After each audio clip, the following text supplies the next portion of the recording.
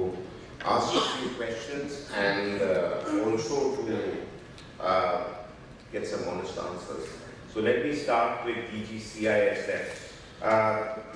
So before I open it up to the House, and I think there is a central issue which I haven't found answers to. Does India really have a good infrastructure protection policy? Or is India just providing protection to critical infrastructure as and when need arises? And therefore, how would you, with the place that you're positioned right now, define critical infrastructure in terms of, if somebody was to come to you and say that we need you to protect this because it's critical, do you have a checklist by which you basically go by before you give a response to that? So there are 2 or 3 questions linked to this, but I think that should set the stage for us to open up to other people. Your answers. Your first question was whether we have a critical infrastructure policy. Yes, that is in place. Ministry of Home Affairs has issued detailed instructions, and on those parameters we decide what exactly is critical infrastructure. One is the capital investment, how critical it is for the national economy, and the location of the unit, whether it is located in a militancy prone area or whether in a difficult area. So there are certain parameters. These are the parameters for giving security to the private sector. Because now earlier CISF was providing security only to the public sector undertakings, but now we are mandated to provide security to the private sector also. But only thing is that we do not go to each and every private sector. We go to only those private sectors where we are asked by the MHA to go and provide security, and MHA, as I said, they decide on these parameters. That is how important is the particular infrastructure for international image. That's why we have gone to some of these IT companies. Then the capital infrastructure which is involved, that's why we have gone to these petrochemical industries. So the policy is there. There's no doubt about this thing. Not only for critical infrastructure, for all sort of security, there is a national policy. What we are lacking is implementing those policies, in the sense doing the rehearsals, doing the exercises.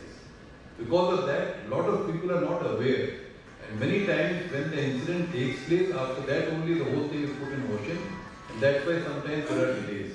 And people say the policy is not there, the policy is not being implemented. The difficulty is in the implementation and doing the practice of implementing those policies. That is the area where we need to further fine-tune these exercises, fine-tune these details. But as far as the policy part is concerned, there is no doubt. Policies are there on everything. Policies, SOPs, guidelines, they are available on each and every subject under the. In fact, thank you very much, sir. I just quickly take the other police officers' interpretation and just take up from where you left. This is the whole aspect about rehearsals, is the whole aspects about, in the West, particularly in the UK, from what I've picked up, they prepare so that they can preempt, so that they can prevent. In our case, with no disrespect to some of the people who are doing good work, but by and large, we react and overreact after a crisis and make our life difficult. And where we should be attempting to preempt, we are still going along before we get that knock on our head and then begin to react there.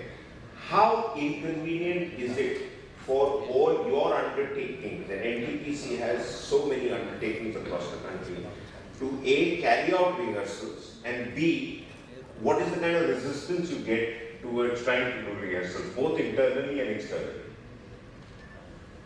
I think you stated the obvious.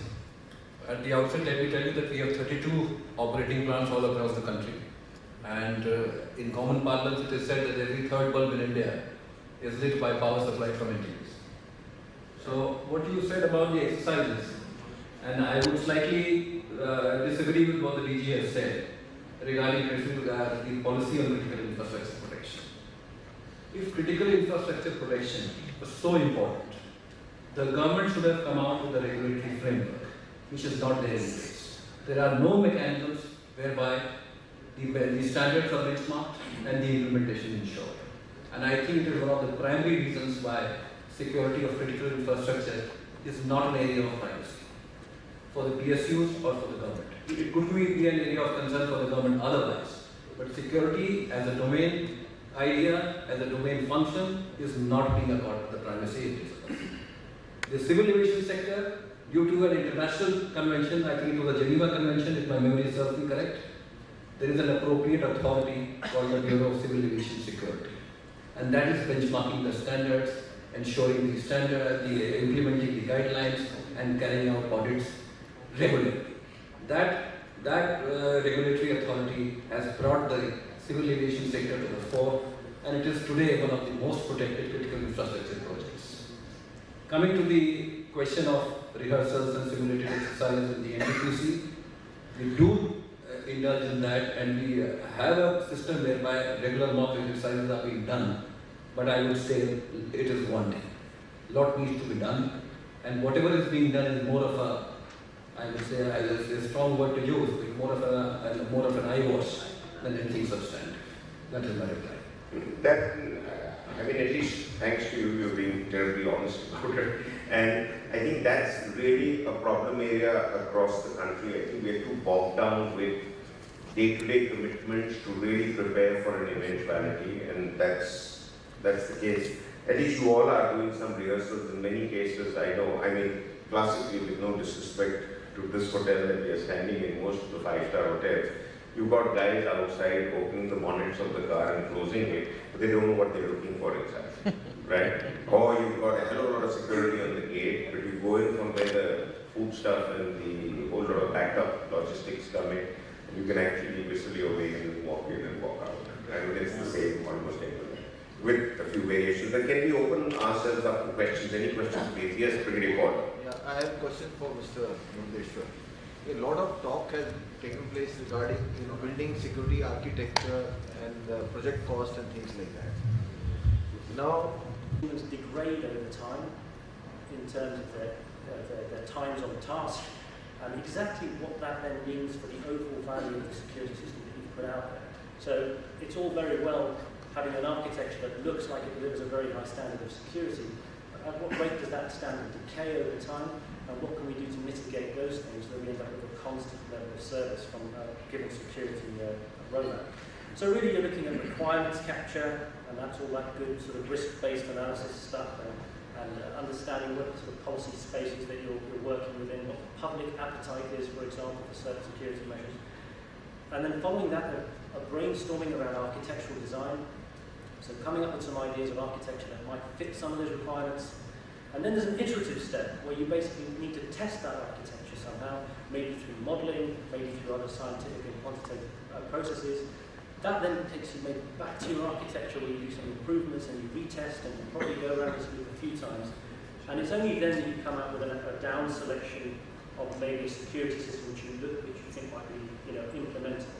Then we start testing the components. Then we start testing the components together in that architecture, and only then do we get to the stage of rollout and implementation. And even that rollout and implementation should be phased, because we can never test everything offline that we would experience in the real world once the technology actually hits the real environment. So just to conclude very quickly, that's kind of where we are at the moment.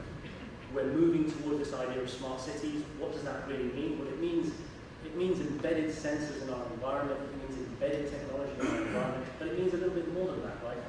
It means a moment where human elements, physical elements, and cyber elements, or if you want information elements, will all be very tightly integrated with one another. So you've heard the phrase cyber physical systems and physical human systems. We'll all be dealing with a human, physical, cyber infrastructure that is delivering an environment for humans to live in. That will be what the urban environment is composed of. And so the security problems that we're going to have to deal with will need to address all of these three things together. So there shouldn't be these silos of cyber security, physical security, chem, bio, rad, nuclear, or explosives. fact, all of those problems have some element of those three components that I've just outlined. And I think that's going to be a real challenge moving forward, understanding how to frame the policy that will actually deliver good security and will then actually lead to implementations of technology. So I'll leave it at that, and maybe we can explore some of that in the discussion if you have time. Very nice. Thank you very much, Deep. I think we're really getting towards a very interesting set of ideas that can be discussed. Finally, let me call Captain Ramesh Kumar, Head of Security, Mumbai Metro 1 Private Limited. Captain Kumar says to me he has come with a prepared presentation, but obviously is a reservoir of knowledge. We have your 2 minutes. Thank you, Manoj. Good evening, ladies and gentlemen. I'll try to quickly wrap up whatever little points which are not covered. Everybody was talking about technology, everybody was talking about integration, security architecture, but nobody seemed to be talking about poor little man who is going to man all these machines. Gentlemen, as I know, our society at large, we are still not security conscious, we are not safety conscious. We want to get the best out of the world. But what are we paying to our guards now? It's the same old $8,000-10,000, and you expect them to do everything. So that's security for us. Ladies and gentlemen, we need to actually think about it, and we have to give it a deeper thought and really get over this particular problem.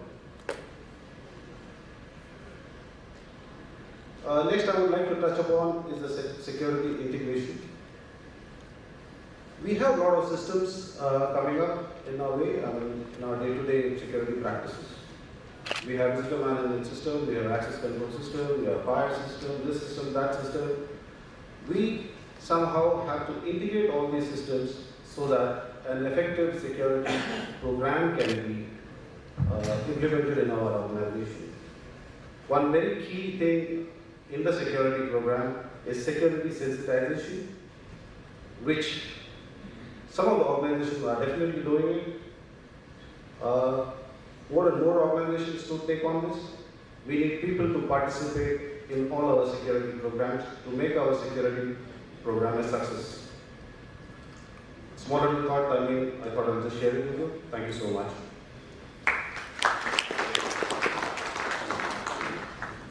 Right. I think we're doing quite well now with time. We have with us the opportunity now to ask a few questions and also to get some honest answers. So let me start with DGCISF. So before I open it up to the House, and I think there is a central issue which I haven't found answers to. Does India really have a good infrastructure protection policy? Or is India just providing protection to critical infrastructure as and when need arises? And therefore, how would you, with the place that you're positioned right now, define critical infrastructure in terms of, if somebody was to come to you and say that we need you to protect this because it's critical, do you have a checklist by which you basically go by before you give a response to that? So there are 2 or 3 questions linked to this, but I think that should set the stage for us to open up to other people. Your answers.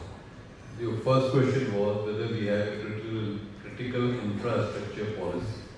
Yes, that is in place. Ministry of Home Affairs has issued detailed instructions, and on those parameters we decide what exactly is critical infrastructure.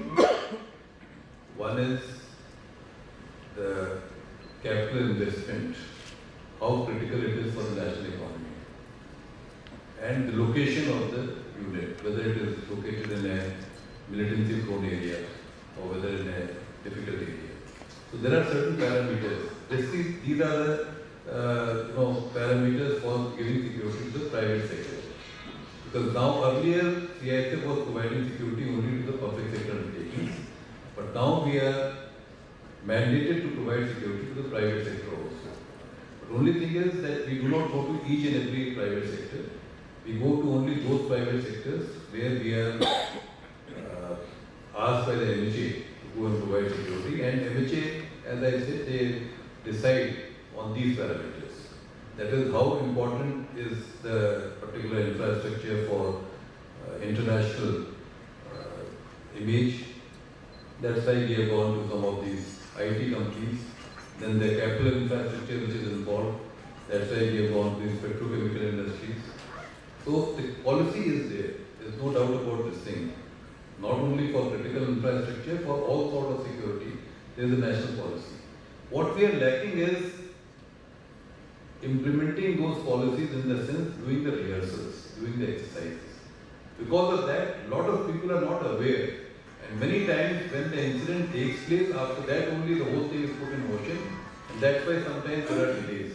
And people say the policy is not there, the policy is not being implemented. The difficulty is in the implementation and doing the practice of implementing those policies. That is the area where we need to further fine-tune these exercises, fine-tune these details. But as far as the policy part is concerned, there is no doubt. Policies are there on everything.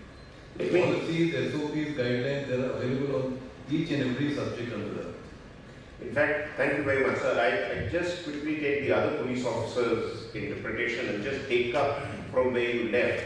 This is the whole aspect about rehearsals, is the whole aspects about, you know, I mean, in the West, particularly in the UK, from what I've picked up, they prepare so that they can preempt, so that they can prevent. In our case, I mean, with no disrespect to some of the people who are doing good work, but by and large, we react and overreact after a crisis and make our life difficult. And where we should be attempting to preempt, we are still going along before we get that knock on our head and then begin to react there. How inconvenient is it for all your undertakings, and NTPC has so many undertakings across the country, to A, carry out rehearsals, and B, what is the kind of resistance you get towards trying to do rehearsals, both internally and externally? I think you stated the obvious. At the outset, let me tell you that we have 32 operating plants all across the country. And in common parlance, it is said that every third bulb in India is lit by power supply from NTPC. So what you said about the exercises, and I would slightly disagree with what the DG has said regarding the policy on critical infrastructure protection. If critical infrastructure protection was so important, the government should have come out with a regulatory framework, which is not there in place. There are no mechanisms whereby the standards are benchmarked and the implementation ensured. And I think it is one of the primary reasons why security of critical infrastructure is not an area of privacy for the PSUs or for the government. It could be an area of concern for the government otherwise, but security as a domain idea, as a domain function, is not being accorded to the privacy. The civil aviation sector, due to an international convention, I think it was a Geneva Convention, if my memory serves me correct, there is an appropriate authority called the Bureau of Civil Aviation Security. And that is benchmarking the standards, ensuring the standard, implementing the guidelines, and carrying out audits regularly. That regulatory authority has brought the civil aviation sector to the fore, and it is today one of the most protected critical infrastructure projects. Coming to the question of rehearsals and simulated exercises in the NTPC, we do indulge in that, and we have a system whereby regular mock exercises are being done, but I would say it is wanting. A lot needs to be done, and whatever is being done is more of a, I would say, a strong word to use, but more of an eyewash than anything substantive. That is my reply. That, I mean, at least thanks to you, you're being terribly honest about it. And I think that's really a problem area across the country, for example, right? Or you've got a hell of a lot of security on the gate, but you go in from where the food stuff and the whole lot of backup logistics come in, and you can actually whistle your way and walk in and walk out. I mean, it's the same almost everywhere, with a few variations. But can we open ourselves up to questions? Any questions, please? Yes, Brigadier Paul. Yeah, I have a question for Mr. Murdeshwar.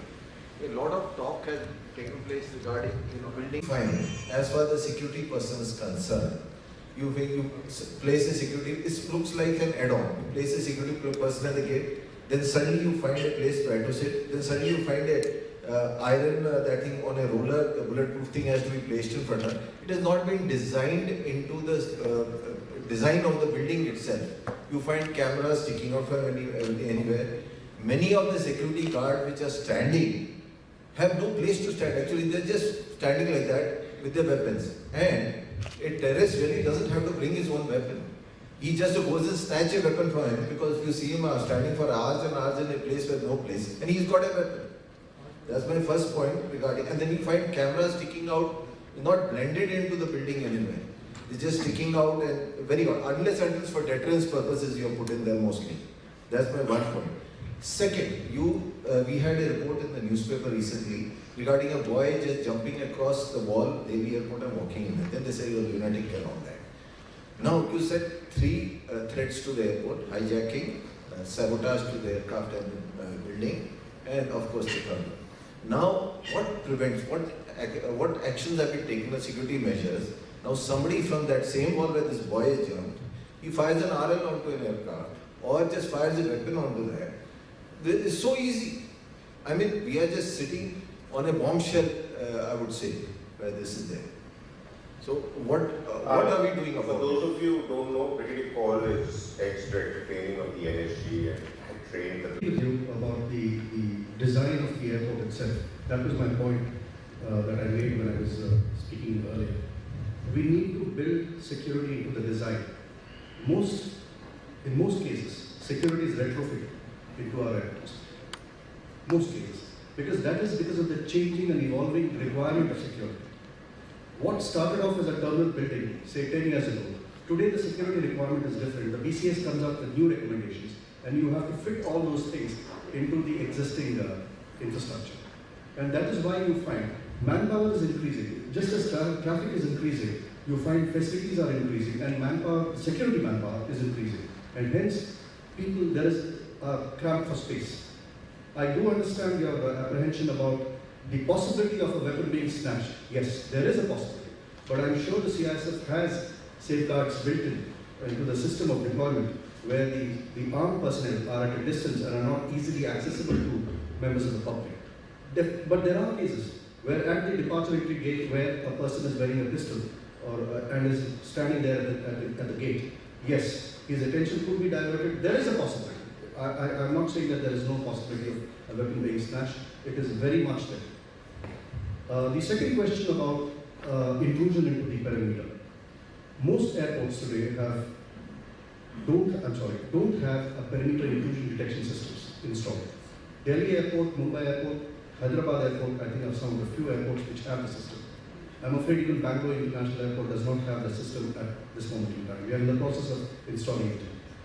But if it is easy for a person to scale the wall and come into the airfield or a restricted area, it is even easier for him or for anybody from outside to shoot any kind of a rocket, RPG or a grenade into the aircraft. Yes, it is possible. And the only thing that we have, the only safeguard that we have is the statutory 15-day high alert that all airports are go through just for 15th of August and the 26th of January, 1 week before and 1 week after, when we have asked the local police to guard the funnel area of the airport. And then that's about it.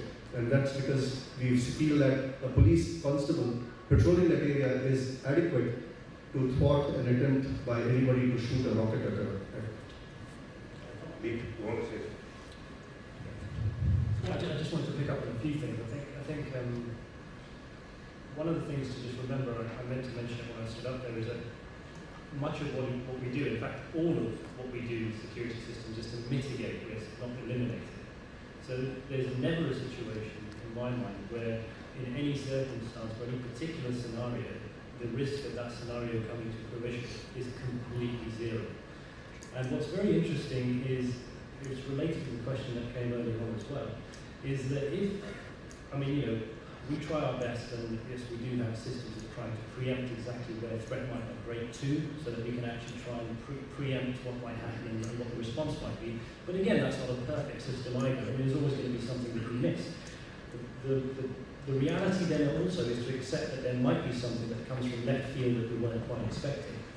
And then it's important to have the policy systems in place and the regulatory frameworks in place that respond to that in an appropriate way, because the immediate reaction after an event is to kind of have a contorted view of the risks, I believe, because it's just happened.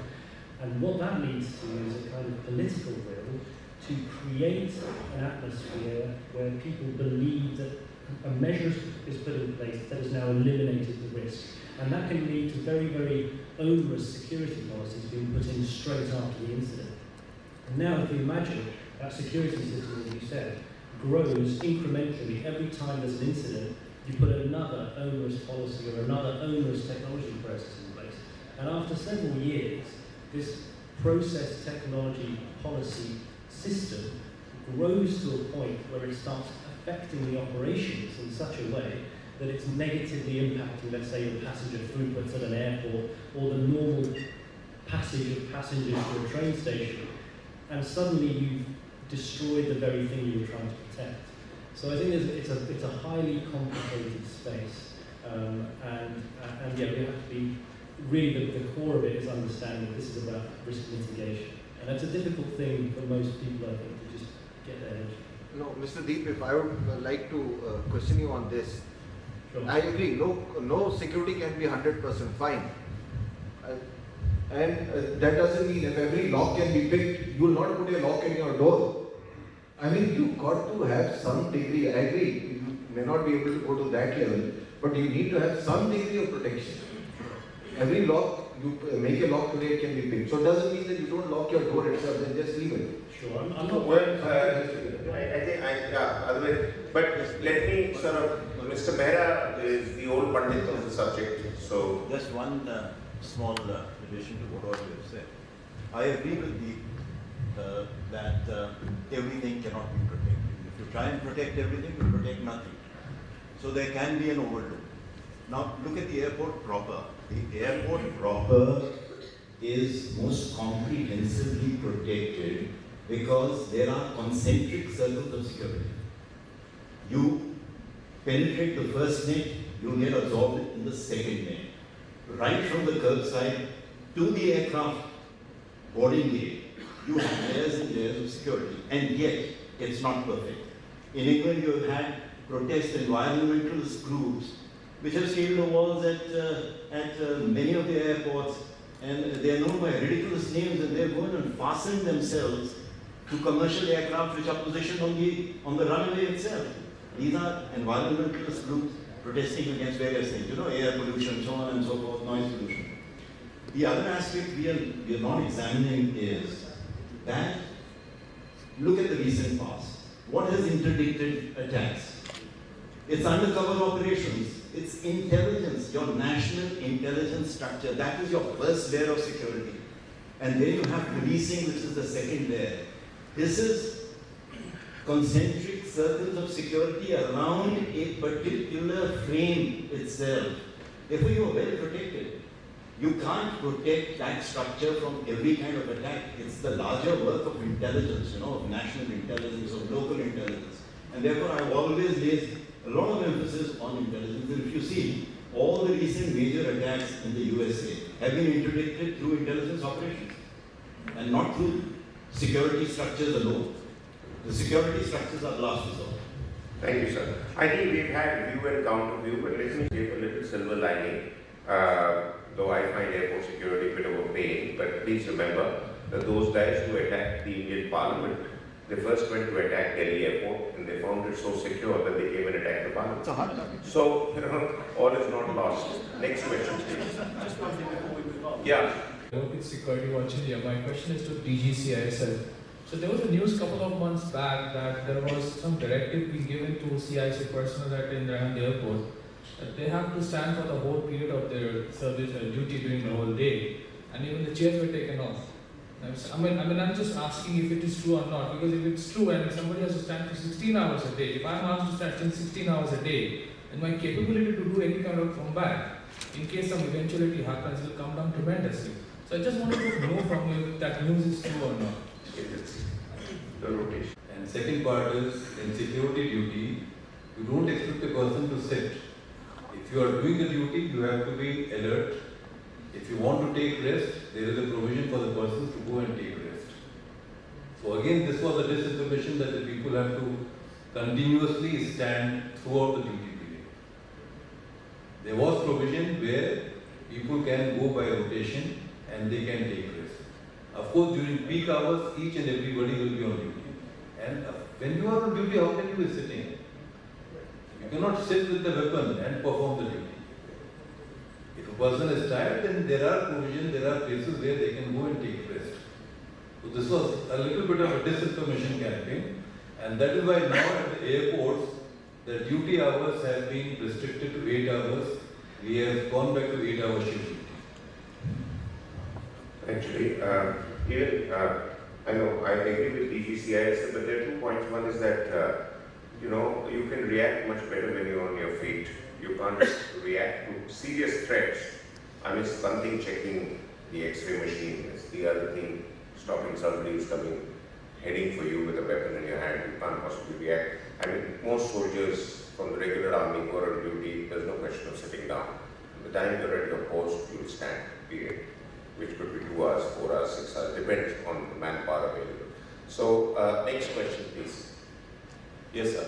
Let me just clarify, as far as the X-ray machine part is concerned, that person sits and sees the X-ray. No, I know. So I'm saying that kind of duty, if you have to do, you'll obviously have to sit and do it. But if you're manning a post, then you're manning a post. And you Basically, my question is basically an observation. The Bureau of Civil Aviation, do they have 2 sets of rules for airports which are manned by the private parties and the airports which are manned by AAIs? My actually reference is to the baggage handling system.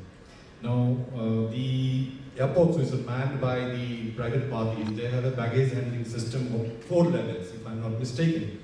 But the airports which are manned by airport authorities of India, they have just a single level baggage handling system. So the Bureau of Civil Aviation, they have laid down their standards. Yet there is a glaring gap in security. Whenever you go to the airports which are manned by the AAIs, you have to stand in long queues once, get your baggage checked through the X-ray machines, and then again stand for the checking once again. So don't you think there's a gap in the security, and knowing fully well that there's a gap, you're not doing anything about it?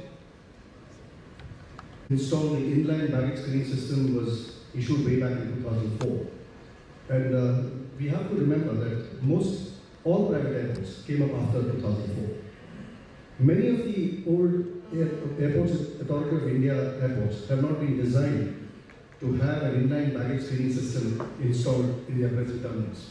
And hence they continue with the old practice of screening the bags and then strapping them or labeling them and then giving it back to the passenger to be checked in.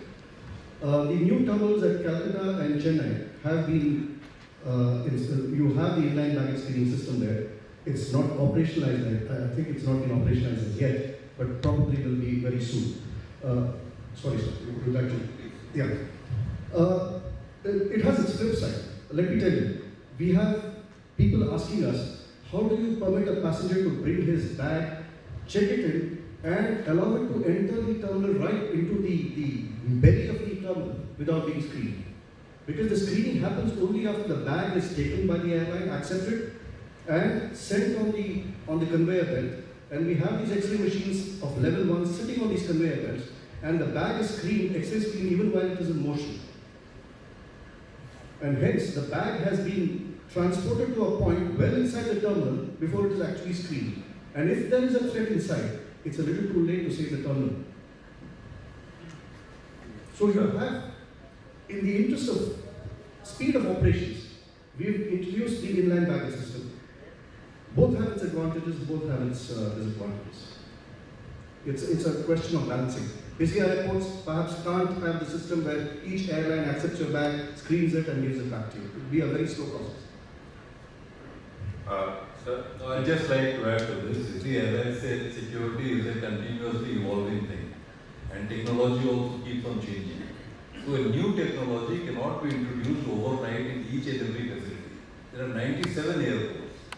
Inland baggage system has been recently introduced. So first it has to be tried and tested, and then gradually in phases only it will be introduced. So as Mr. Deepak had said, first it was introduced at those airports where the baggage handling is a big issue because the number of baggages are very large. Smaller airports will be done later, and we have to also remember about the cost. It is a very costly proposition. So Airport Authority of India will see as to how much revenue it is generating, whether this expenditure is really required or not. Accordingly, they will be able to introduce these changes at all the airports. There's another interesting angle to it. That's my personal observation. London's Heathrow Airport is perhaps the busiest airport in the world, and you're not scanned or checked till you go and check your baggage in, and there also they take your word of mouth. And it's not that London is devoid of terrorism. I mean, it's pretty much on the radar of a whole lot of these groups, Al-Qaeda and their brothers in arms. I don't know. I mean, it's a very difficult task for the government and the CISF and the Airport Authority of India, VCAS and everybody else. Where do you draw the line? I mean, you go to a place like Jammu Airport and you have to get off outside the airport and walk in the heat all the way to the airport complex and you have to just keep going through from the, you carry your baggage in a car or a cab. Before the car or the cab goes into the airport complex, the baggage is first checked. Then you drive in with that, and the second time you're checked. So there are obsessive layers and there are non-layers. I don't know. I mean, someday we'll probably find the right medium. It will take a while. Here again, I'd like to add, you see, where do you draw the line, as you said. Now you allow the people to come in the check-in area without much checks, isn't it? Now again, it's a misnomer. We don't allow each and everyone to come inside. At the departure gate, you must have noticed the person is checking their ticket and the identity card. But in that process, he is also doing the personality profiling. The moment he finds that the person is maybe a suspicious person, then such persons are subjected to more rigorous checks also before they are allowed to come in the check-in area. And if we start doing the complete checking at the departure gate itself, then your whole line will be there before the departure gate. Then at that point also somebody can come and commit some mischief. So there will not be any end to this thing. But in this process what is happening is that we do selective checking at the departure gate, and once the people come inside in the check-in area, they are being monitored and watched both by the security cameras also as well as by the individuals who are standing at vantage points.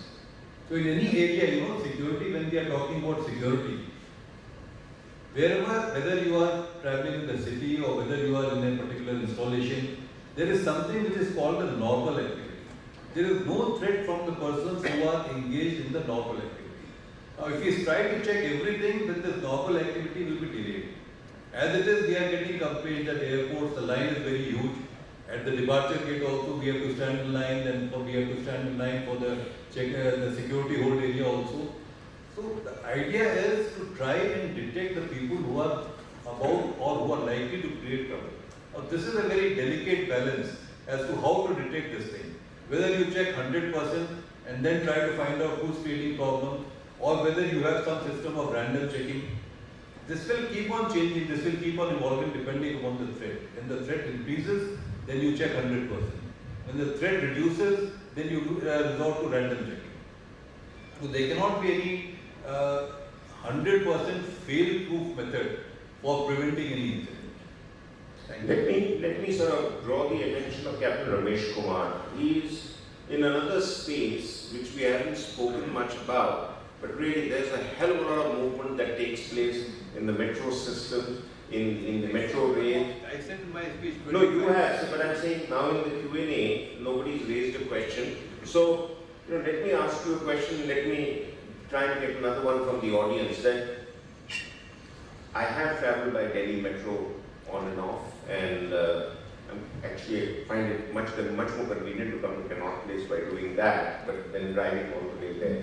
But the fact is, and I think there are a lot of checks in place. I'm sure Mumbai Metro also does that. But I've still noticed that areas like railway stations and I'm sure you must have done a little study of the huge amount of movement that takes place in our railway stations. And you, sir, must be obviously being asked by the government for your advice on what to do. There are scanners, there are machines, but nobody's interested. Everyone's just walking through, walking out of it. I mean, it's a carnival that's happening there. So how is it that the airports have become an area of concern, because that's where the VIPs and the affluent people travel, and they'd rather live a little longer than the guy who takes public and mass transport, who, even if he's subjected to it, so what? I mean, there is a bit of a cultural indifference that exists in our society. So how do we overcome that? How is the metro model, why can't it be implemented in railway stations? It's very simple. Excuse me. See, metro I want stations. to supplement this question further. If we go to New Delhi railway station, Nizamuddin or Old Delhi, there is a checking of baggages, etc. But if lot of people with some say suspicious material enter in some other local station, there is no check. So this kind of checking seems to have no value. No, that's the point I'm bringing out. But let's not just take an example of the big stations in Delhi or Mumbai, but there are a lot of stations. I mean, if you were to take a train from Delhi to Mumbai, you have Gurgaon in between, you have Rewari in between, you have Jaipur, you have Ajmer. I mean, a lot of those stations where you can just walk in, get onto the train and carry on. So, you know, everything the people have been subjected to in some of the big stations gets nullified because the rest of the movement. Whereas in metros, every station, big or small, you are checked. See, the difference is the entry to the metro is restricted. So you can go only through that, and nothing else can enter from any other place. At railway stations, it's all open. So even if you check at one place, and if the things can come from 100 other places, what is the point of checking at one place? It is not effective. This is the main point. At railway stations, you cannot do the same checking which you are doing at metro. Because at metro, the entry is restricted. Anything can enter only through that one point. You have checked through that point. Are there plans or some thinking in place to try and make railway stations and entry into trains more secure? It will not work. Railway station, you know, the train starts, you pull the chain, you can stop it anywhere. It's all open, huh? But we have to. At airports again, airport the entry is restricted. So wherever there is a restricted entry, this method and these systems will work. Where you have got open access, you cannot have access control. Yeah, please. Yeah, I mean, I'd echo some of that, and I think what's also interesting, I must just say, on my previous comment, I wasn't advocating complacency. It's risk mitigation, that you do as much as you can, whenever you can. But on this issue, I think we have to return to the question of what is it you're trying to protect? Okay, what is it of the national infrastructure, the critical infrastructure that you are actually trying to protect? Aviation security, the way it is rolled out currently in most places in the world, has really got to that stage to protect primarily the infrastructure of air transport, okay? And then there's the loss of life issue to worry about as well. But the primary concern there is to ensure that if something happens, if something were to happen, that you would be able to continue business as usual as quickly as possible and restore faith and trust in that infrastructure so that society could get back to operating in a normal way. Because it speaks to the resilience piece as well. Now, when you look at other parts of the infrastructure, important buildings and other assets or railways and things like that, you then also have to factor take into account the redundancy that might be available there that you wouldn't necessarily have for something like the aviation infrastructure. And aviation is interesting because if you have a successful attack, you're basically in a situation where nothing flies, nothing moves, right? Whereas in other infrastructure, that's not necessarily the case. And so there is a really different risk equation and a risk consideration that needs to be made about what it is you're trying to attack, what it is you're trying to protect, and what is the consequence on that part of the infrastructure which would render it useless. So the consequence, for example, in a large building which would render that useless is very is much higher, or the impact that you need to generate is much higher than, for example, the impact of taking out an aircraft. So I think that's really at the heart of some of this. And also, I think, protecting your airports does need to give an international message also about how safe India is as a destination. Not only international message, you see, if your airports are not safe, then this air transport itself will get affected. Because other countries will refuse to take your aircraft in your country, in their country. True. And their aircraft, they will refuse to send it to your country. So But, we have to see all the aspects of the situation. Second part, as far as the railways are concerned, other methods of providing security are being done. It's not that if access control is not possible, the security cannot be done. There are other methods which they are doing. That's why the people who are present over there, they are doing more of random checking, personality profiling, then they are announcing all the time, asking for the cooperation from the public. If you find anything unattended, please report immediately. So different methods of providing security are being adopted according to the requirements of the situation, according to the feasibility of providing security arrangements. Right, so I just received a message.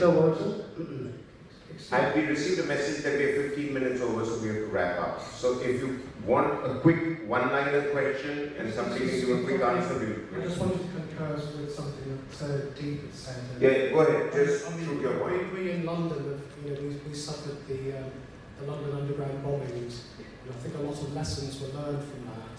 From the Metropolitan Police, London Transport Police. Those are lessons that we could probably share in due course. But a lot went in afterwards from the lessons learned, and London Underground runs efficiently. London went back to normal within a day or two. And as I say, there's lots to be learned. There are lots of layers of security, like an onion. But sometimes it's going to be a bit like cheese, like Emmental. So there you go. Yeah, I see your point, Michael. So till it blows up, everyone thinks it's safe. Which is, but hats off to London Metropolitan Police. I think they're doing a damn good job. They're probably amongst the best police forces. May I add one thing here? Sir, if you go to the London Police control room, you will find each and every corner of London is being monitored. Yeah, CCTVs. CCTVs. Yeah. No, it is the most heavily CCTV city probably in the world. And I can bear witness to that. Once left my wallets at check-in at the airport, and I happily went and sat in the aircraft, and 2 London policemen came running looking for me based on my ID and gave me my money, checkbook, everything back, and I'm thankful to them. So, yeah, no, I'm just quoting one example there, so I'm not running you down. Right, ladies and gentlemen, I think we've had some very, very important points that have come up. I think Mr. Ranjan did make amongst a lot of very, very important points. One of the things is that the private sector security industry is growing in India at 20% compared to 7% worldwide. And believe me, it's just becoming bigger and bigger. But quality is something which was brought out by others. I think there are limitations to what extent can their quality be better regulated and be more consistent. At the same time, like we have NTPC power plants which are categorized by the government, I just wonder at some stage, maybe here is a business opportunity for private entrepreneurs to begin categorizing critical infrastructure and do a deal with CISF on contract. So you save them the work and provide an assessment of critical infrastructure, and which just overall helps the country anyway. I mean, if you can give a kind of assessment of where the threats lie. Also, we've had some very insightful remarks by Deep, who is obviously an expert on the subject and comes in with a very fresh viewpoint. We've also had an understanding of the kind of threats airports face, I think. But my personal view is there's too much emphasis on airport security. Maybe perhaps it's blue chip of security, maybe it's the gold standard, maybe it's also because it's doable, and maybe because the VIPs want to make sure that it's secure. Pardon me? International convention. Yes, an international convention, and there's regulations overall internationally which we have to abide by. Maybe someday there will be railway regulations, and railway and common man will be provided the security. But I think Captain Ramesh raised a very, very important point. You pay peanuts, you'll get monkeys for your security. There are CEOs of companies who are willing to pay 50 lakh for an E-Class Mercedes, but they will crib if the driver is paid enough and not bother if the driver has actually had a good night's sleep while he's driving them around. If he has a crash, your Mercedes airbags are not probably going to save you. It didn't save Princess Diana, so I don't know how many of us will live through it. So please remember, ladies and gentlemen, my bottom line is what once a professor at Cambridge mentioned to me, that in India we continue to create employment through inefficiency. And we have to understand that efficient use of manpower is the key to critical infrastructure protection, along with technology, along with standard operating procedures, along with taking the private sector along with the government. If I may sum it up. And I wish to thank all the speakers. Thank you very much. Give them a good hand. And I think we're done for the day.